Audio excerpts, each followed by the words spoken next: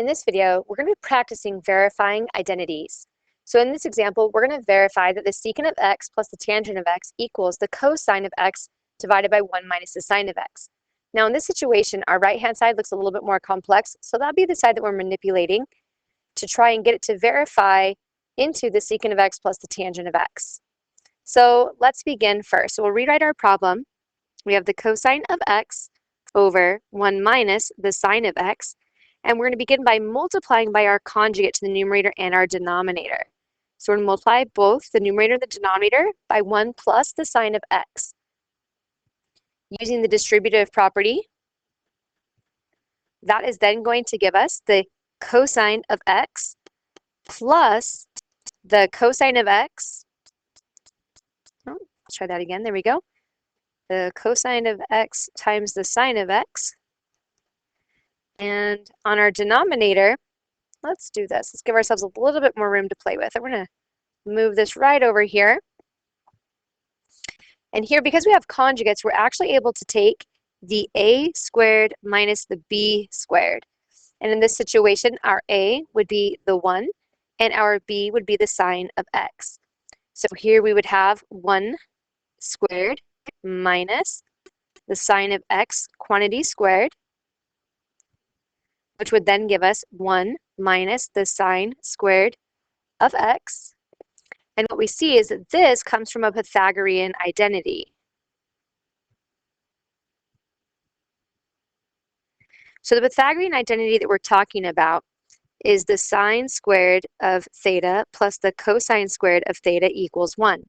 So in this particular instance, if we subtract our sine squared of theta, then we're going to get that the cosine squared of theta equals 1 minus our sine squared of theta. And so we can replace our 1 minus sine squared of theta with the cosine of theta. And so that's what we're going to put here in our denominator, is the cosine squared of x in this case, as opposed to theta. And so what we're able to do here is we can see that there's a cosine in each. And so we're going to factor that cosine of x back out, because in this situation, having it inside isn't really helping us, and it's going to be more beneficial to have it outside. So when we have the cosine of x times 1 plus the sine of x divided by the cosine squared of x. And here, I'm going to be able to cancel out the cosine of x and one of those cosine squareds, leaving us with 1 plus the sine of x over just 1 cosine of x. So it's no longer a cosine squared. And now we can split this apart. So if I had had 2 plus x over 5, I could rewrite this as 2 over 5 plus x over 5. And the same applies to trig functions. And so here we're able to take this and to rewrite this. And when we rewrite it, it becomes 1 over the cosine of x plus the sine of x over the cosine of x. And if we look at this, this is really our secant of x. And here we see a tangent of x. And so don't forget that we have that plus sign there. So if we write this, we get the secant of x, we bring down our plus sign, plus the tangent of x. And if we take a look at this, we're going to see that this is exactly where we wanted to end up. Thus, we have now verified our identity. Let's try another problem. So here, we're going to be verifying that the cotangent squared of theta divided by 1 plus the cosecant of theta equals 1 minus the sine of theta divided by the sine of theta. So what do you do when both sides are equally complex? Well, there's a little bit that we can do with that. So let's take a little adventure and see what we can do here. So first, notice that our cotangent of theta comes from a Pythagorean identity.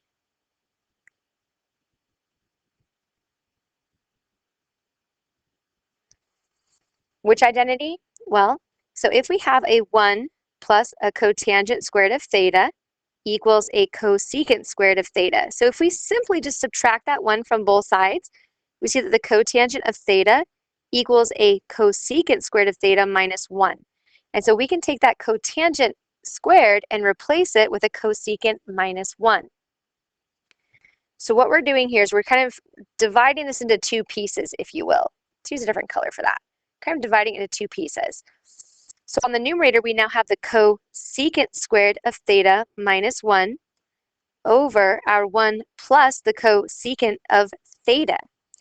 And we can factor this right here as the difference of squares.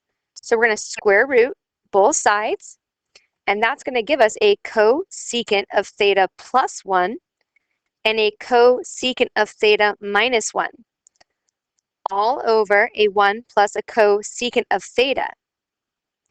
Now, 2 plus 3 is the same thing as 3 plus 2. And so for addition, we can write things in different orders. And so what we're going to do is we are going to rewrite this cosecant squared of theta plus 1. We're going to write it as a 1 plus a cosecant of theta. And we still have our cosecant of theta minus 1. And again, all over 1 plus a cosecant of theta. And notice now that we're able to cancel out these 1 plus cosecant of thetas, leaving us with a cosecant of theta minus 1.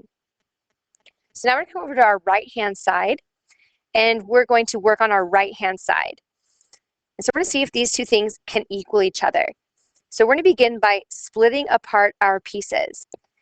So we're going to make this a 1 over a sine of theta minus a 1, or excuse me, not a 1, but a sine of theta over a sine of theta.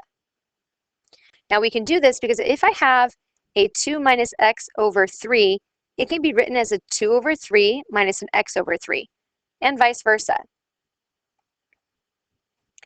So here, notice that sine over sine is a 1. So really what I have here is 1 over the sine of theta minus 1.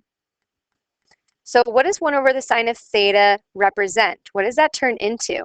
Well, our sine of theta is actually a cosecant. Oops, let's try that again. A cosecant of theta. And we still, of course, have our minus 1. So, and that's simplified. In fact, if we look at these pieces, we see that this piece equals this piece, that they are in fact the same. Therefore, we have just verified our identities. So this side matches that side, and we're finished.